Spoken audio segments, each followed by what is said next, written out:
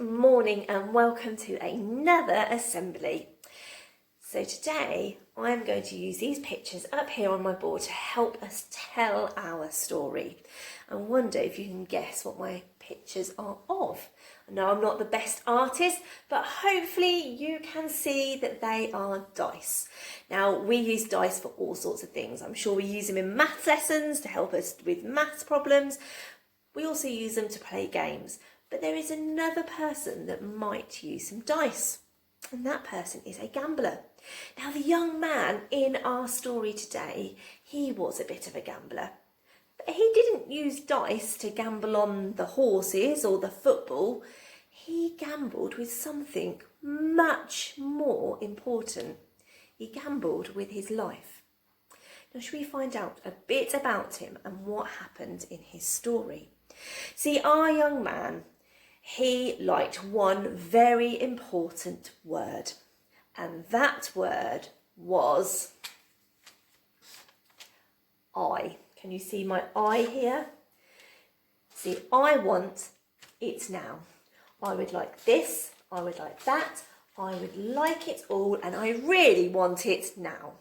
See, he was a little bit selfish, and everything he wanted was about him. Me, I. Now, our young man lived with his family in his house on a farm. Here's his house here, and he lived with his mum and his dad and his brother, and they were farmers. Now, one day he'd gone down to breakfast and said, "Dad, I've been thinking." Now, his dad was eating his cornflakes and kind of choked on his cornflakes, because if I'd gone down at 8 in the morning and told my dad I'd been thinking, he'd wonder what was wrong. "But Dad, I have been thinking that one day you are going to die." His dad was like, "That's not very kind." "I know, but when you do, half of everything will be mine." "Okay," said Dad. "So I've decided that I want it now." Dad thought about this for a moment, and the son thought, I'm not sure Dad's going to agree to this. But Dad went, "Okay, if that's how you feel, then yes, you can have your half now." The son couldn't believe what he was hearing. Dad had just agreed to give him half of everything now. He was so excited. He took his half of the money and already was trying to decide what he was going to spend it on first. And so he went to spend it on cars and clothes and parties. But it wasn't enough living at home with half of the money. He decided he was now an adult and he wanted everything without being told what to do, so he moved out. He found a flat and went into the city to live on his own. He was enjoying life. He spent it on fast cars and dinners out and movies and new clothes and new things for his house. He was living the high life. He was loving every moment. Then one night he went to a disco, and when he got there, he suddenly got to the door and realised he'd got no money. He checked all his pockets. There was nothing left. His friends were like, "Aren't you going to pay for us?" And he was like, I've run out. Can't you pay for me? And they were like, "No, we're not going to pay for you." And they all left him. He was stood there not knowing what to do, because suddenly all those new friends he had made no longer wanted to know him, that he didn't have money. He went back to his flat, but his landlady came and said, "You owe me rent on your flat." He explained, "I've run out. I've spent all my money." She was like, "No money? Then you can't stay." Oh, at this point, he really didn't know what to do. For one moment, he thought about going home. He thought about what his dad's reaction might be. And this is how he thought he might react. He thought his dad would be cross. You see, with fists on the end of his hands. He thought, oh, there's no way I want to go home and face my dad, especially if he is cross like this. Now, he was a farmer, and so he knew how to look after animals.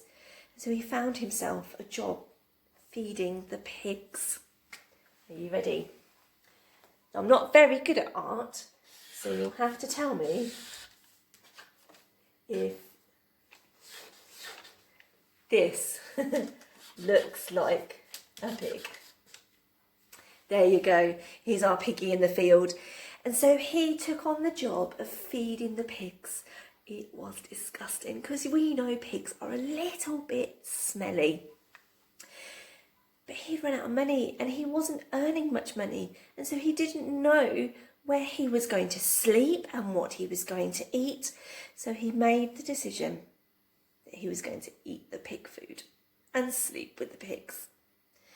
See, he'd gone from having a life with lots of money and lots of things and being selfish to now he was eating the same food as the pigs and sleeping in the pig pen. He was really at a low. So he stopped and thought to himself, I know, I've got to do something about this. I can't live like this. My dad has lots of servants on the farm that help out. Maybe, just maybe, I could go back to him and say I'm sorry and that he will take me on as a servant and I can help on the farm as a servant. So he decided to pack up the things he had and take the long walk home again. And on his way home, he was really worrying about what his dad might say. He was really concerned that his dad would look like this one here, that was angry and upset with him. And he kept practicing in his head, Dad, I'm really sorry. Or maybe I shouldn't call him Dad. Sir, I'm really sorry for what I did. Now, as he was walking along, he got to the end of the road up to the farm where he lived. And there stood in the gate was his dad waiting. Now, he was still worried that his dad might look like this dad. But as his dad started to run down the road to him, he realised that his dad had his arms up, out for him. He had a huge smile on his face. His dad was overjoyed and so pleased to see him. He ran up to him, he gave him a huge hug and said, Son, I am so happy that you have come home. Now, his dad didn't make him work as a servant. He welcomed him back into his home and forgave him for the things that he'd done. Now, the son learnt a very important lesson that day, that being selfish didn't get you anywhere. And if you are selfish, then some people won't want to be friends with you. But if you love each other and look after each other and care for each other, then you will always be welcomed and always loved. The son learnt a very important lesson, that his dad loved him no matter what. Now, I'm not the first person to ever tell this story. You see, Jesus told this story, and he told it as a parable, which was a story that he told to help people understand. And what he wanted people to understand, that whatever we do wrong, that God will always forgive us, just like the dad forgave his son. So that's our story today. We're going to finish our assembly with a prayer. And you know, when we say a prayer, that the word Amen just means I agree. So if you want to make this prayer your prayer, then you are welcome to join in the end with Amen, just saying I agree. Shall we sit still for a moment? Shall we just pause and think about that story and think about the times that maybe we're a little bit selfish and unkind to others, and how we can be kind and caring and look out for others and do things for other people. Are we ready? Dear God, help me to always remember to be kind and caring and loving to others.